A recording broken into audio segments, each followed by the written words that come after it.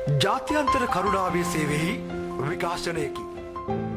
இது சர்வதேச கிருபையின் ஊழியத்தின் ஒளிபரப்பாகும். லூக்கா 18 அதிகாரம் 1 சொல்றது, ලූක් 18 පළවෙනි වගන්තිය කියනවා சோர்ந்து போகாமல் எப்பொழுதும் ஜெபம் பண்ண வேண்டும்.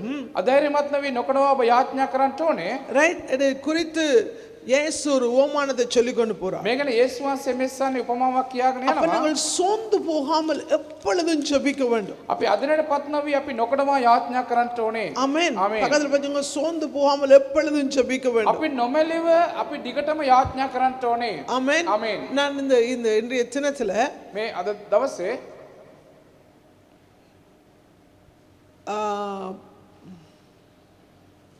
கர்த்தருடைய காரியத்தை அல்லது கர்த்தருடைய சபையை பாதுகாப்பதற்காக அல்லது கர்த்தர் உங்களுடைய வாழ்க்கையில செய்கிற காரியங்களை கர்த்தருடைய சபையை எப்படி காத்து கொள்வதற்கு ஜெபிக்கலாம் என்று ஒரு சில காரியங்களை உங்களுக்கு நான் கொண்டு வந்திருக்கிறேன். දෙවෙනි වහන්සේ කරුණු කාරණාව මේ වගේ දෙවෙනි වහන්සේගේ සභාව කොහොමද ආරක්ෂා කර ගන්න කියන එක ගැන මම සමහර කරුණු ඔබට කියන්නම්. கர்த்தருடைய சபையை பாதுகாப்பதற்கு எப்படியாய் ஜெபிக்க வேண்டும். දෙවෙනි වහන්සේගේ සභාව ආරක්ෂා කරන පිණිස කොහොමද යාඥා කරන්න ඕනේ? கர்த்தர் உங்களை கட்டினதை, கர்த்தர் உங்களுக்கு கொடுத்ததை, கர்த்தர் உங்களுக்கு கொடுத்த பரிசுத்தத்தை, உங்கள் குடும்பத்தை காத்துக்கொள்வதற்காக எப்படி ஜெபிக்க வேண்டும். දෙවෙනි වහන්සේ ඔබට දුන්නු දේ, උන්වහන්සේ ඔබ තුළ ගොඩනගපු දේ, උන්වහන්සේ ඔබට දුන්නු පවුල, ඒ වගේ මේ වගේ ආරක්ෂා කර ගන්න ඔබ කොහොමද යාඥා කරන්න ஆனால் ඕනේ? ஜெபத்திலே அநேக வித்தியாசமான ஜெபங்கள் உண்டு. යාඥාවේ බොහෝ විවිධාකාර යාඥාවන් තිබෙනවා. ரைட். தாவீது யுத்தத்துக்கு போன பொழுது දාවීද් යුද්ධයට යනකොට ஒவ்வொரு முறையும் அவனுடைய யுத்தம் வித்தியாசமா இருந்தது. සෑම වතාවකම ඔහුගේ යුද්ධය ටිකක් වෙනස්ව තිබුණා. கர்த்தர் வித்தியாசமான முறைகளை சொல்லி கொடுத்தார். දෙවියන් වහන්සේ වෙනත් ආකාර ක්‍රම උට කියලා දුන්නා. ரைட். ஒவ்வொரு முறை நீங்கள் இந்த யுத்தங்களை பாருங்கள், வித்தியாசமா தான் அவர்கள் யுத்தம் பண்ணுகிறார்கள். ඔබ බලන්න මේ යුද්ධ දේශ බලනකොට සෑම වතාවකම වෙනස් ආකාරයෙන් තමයි යුද්ධ කරන්නේ. அப்படி என்று சொன்னால் தான் நாங்கள் அந்த வேளையில எழும்புற எதிரியை மேற்கொள்ள முடியும். එහෙම තිබෙනකොට තමයි මේ මොහොතේ නැගිටිනා විරුද්ධකාරයෙන් ජය ගන්න පුළුවන්. ஆமென். சொல்லுங்க, ஆண்டவரே என்னோடு பேசும், ඔබ ගැන ස්වාමී මට කතා කරන්න. ஒரு வார்த்தை அனுப்பும். ඒක වදනක් நான் එවන්න. அபிஷேகப்பட்டிருக்கிறேன், මං ආලේප ලබා நான் තිබෙනවා. வேறு பிரிக்கப்பட்டிருக்கிறேன், நான் விசேஷித்தமானவனாய் இருக்கிறேன், நான் அழைக்கப்பட்டிருக்கிறேன், මං කැඳීම ලබා என்னோடு තිබෙනවා. பேசும், මට කතා කරන්න. நான் கிறிஸ்துவை போல மாறும்படிக்காக. විශ්වාසමය වෙනස් වෙන පිණිස. ஆமென். ஹalleluya. Hallelujah. ஹalleluya. நாங்கள் ஜெபிக்க தொடங்கும் பொழுது අපි යාඥා කරන முதலாவது நாங்கள் பார்ப்போம், පළවෙනි අපි බලන්න ඕනේ. எதிரியுடைய சிந்தனையை நாங்கள் கண்டவர்களாய் அறிந்தவர்களாய் இருக்க வேண்டும். සතුරාගේ සිතවිල්ල අපි දැනගත්තු අය ලෙස සිටින්න ඕනේ. நாங்கள் ஜெபிக்க இப்படியான காரியத்துக்கு ஜெபிக்கும் பொழுது දැන් මේ වගේ දේවල්ට අපි යාඥා කරනකොට எங்களுடைய சத்துரு, எங்களுடைய எதிரி எப்படியா எங்களுக்கு விரோதமாய் திட்டம் போடுகிறான் என்று நாங்கள் அறிந்திருக்க வேண்டும். අපගේ සතුරා අපගේ විරුද්ධ කරනවා කොහොමද අපට විරුද්ධව සැලසුම් දමන්න කියන එක අපි දැනගෙන ඉන්න ඕනේ. நாங்கள் இந்த நாட்களில் நெகேமியாவின் புத்தகத்தை தியானித்துக் கொண்டு வருகிறோம். අපි මේ කාලේ නෙහෙමියාගේ පොත භාවනා කරගෙන එනවා. நெகேமியா சொல்லுகிறான், නෙහෙමියා කියනවා தான் ஜெபித்து முடிந்து அலங்கத்தை கட்டும்படிக்காய் போன பொழுது ඔව් යාඥා කරලා ඉවරලා පවුර ගොඩනගන්න යනකොට அவன் அந்த ஜெருசலேமுக்கு போனான் என்று கேள்விப்பட்ட உடனே ඔව් යෙරුසලම්ට ගියා කියලා ආරංචි වුණාට පස්සේ சல்பனாத்தும் ඒ සන්බලට්ලද அம்மோனியாய தோப்பியாவும் ඒ ටෝබියාද அவர்கள் இதை கேட்ட உடனே ඔව් මේක අහපු ගමන්ම அவர்களுக்கு ஒரு விசனமாய் இருந்தது. ඔවුන්ට මේක නොරුස්සන ගතියක් වුණා. ரைட்.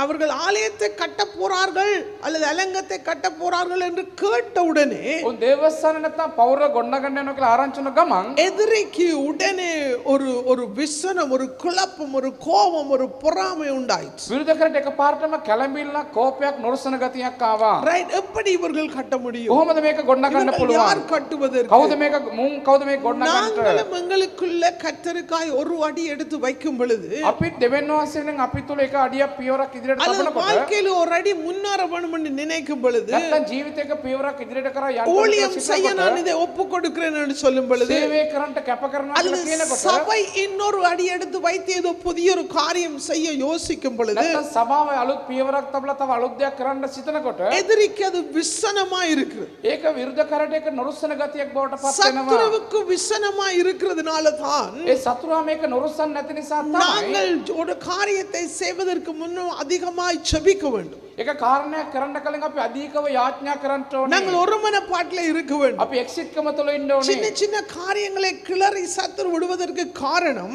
මේ කුණා කුණා දේවල් එමෙසන් අවුස්සලා ඉන්න සතුරා ஏதோ හේතුව நீங்கள் அந்த அழைக்கப்பட்டதுக்கு you are not good enough and நீங்கள் சரியானவர்கள் அல்ல என்று அல்ல. ඔබ කැඳේම ලැබුවට හරි පුද්ගලයන් කියන එක නැතුව කියන அந்த එක නෙමෙයි. காரியத்தை செய்வதற்கு ඒ කරුණු කාරණා කරන්න நீங்கள் நல்லவர்கள் அல்ல என்று இல்லை. ඔබ හොඳයි කියන එක නෙමෙයි, හොඳයි නැහැ කියලා නෙමෙයි. ரைட், நீங்கள் நல்லவர்கள். ඔබ හොඳ අය. இப்ப ஏன் பிரச்சனை வருகிறது? දැන් ප්‍රශ්න පැමිණෙන්නේ நீங்கள் ඇයි? தெரிந்து கொள்ளப்பட்டவர்கள், ඔබ තෝරාගෙන ලැබුව අය. நீங்கள் அதற்காக ඔබ அழைக்கப்பட்டவர்கள், ඒ වෙනුවෙන් කැඳවා තිබෙනා අය. முன்னாரம் வரைக்கும் அழைக்கப்பட்டவர்கள், ඉදිරිය කරා යන ප්‍රතිපදාව ஆலயத்தை ලබනවා. கட்ட அழைக்கப்பட்டவர்கள், தேவஸ்தானை கொண்டு ஊழியம் வந்து செய்ய கொண்டு அழைக்கப்பட்டவர்கள், சேவை කරන්න කැඳවා பிள்ளைகள் තිබෙනවා. ஆசீர்வதிக்கப்பட அழைக்கப்பட்டவர்கள், දරුවන් ආශිර්වාද ලබන්න කැඳවා තිබෙනවා. மேற்கொள்ள அழைக்கப்பட்டவர்கள், ජය ගන්න කැඳවලා ஜெயிக்கும்படிக்காய் ජය அழைக்கப்பட்டவர்கள். ගන්න පිණිස කැඳවලා ஆனால் නමුත් நாங்கள் ஒரு அடி எடுத்து வைக்கும் பொழுது අපි එක පියවරක් ගන්නකොට சத்துருவுக்கு விசனம் வருகிறது. සතුරාට නොරසන ගතියක් ඇති වෙනවා. ஆகையினால்தான் එම නිසා 5 තමයි பேர் ஒன்றை சேர்ந்து செய்ய போனா වෙන දෙයක් කරන්න ගියොත් 5 பேர் ஒன்றை போய் செய்ய පස්සන போனா එකක් කරන්න ගියොත් அதுக்குள்ள ஒரு குழப்பம் வந்துடும். ඒ තුල කැළඹිල්ලක් එනවා. ஒன்று சொன்னால் இன்னொன்றாய் விளங்குகிறது. ඒක එකක් කිව්වොත් තව එකක් විදිහට තමයි இன்னொரு තේරෙන්නේ. பக்கத்திலே பார்க்கிறார்கள் තව පැත්තකින් බලනවා. அல்லது தாழ்வாய் பார்க்கிறார்கள். නැත්තම් ඇවිල්ලා පහත් විදිහට හිතනවා. இதனாலே அதுக்குள்ளே குழப்பத்தை அவன் கொண்டு வருகிறான். මේ නිසා ඒ තුල කැළඹිල්ලක් ගේනවා. ஹalleluya. நாங்கள் Hallelujah. ஸ்டார்ட் பண்ணும் பொழுது අපි පටන් ගන්නකොට அவனுக்கு மிகவுமாய் ஒரு ட்ரபிள், அவன் இருதயத்தில் ஒரு ட்ரபிள் ஒன்று வருகிறது. සතුරාගේ හදවත ලොකු කරදරයක් ஏன் அப்படி வருவதுன்னு ඇයි சொன்னால் එහෙම වෙන්නේ? அவனுக்கு தோல்வியின் பயம். ඔව් පරාජය වෙයි කියන බය. ஏன் வருகிறது? ඇයි එන්නේ? அவன் தோற்று போவான் என்ற பயத்தில் ඔව් පරාජය වෙයි කියන බයට ரைட், அவன் உங்களை கீழே அல்லது தாழ்த்தி உங்களை பற்றி பேசுகிறான், ඔබ යටත් කරලා ඔබ ගැන කතා කරනවා.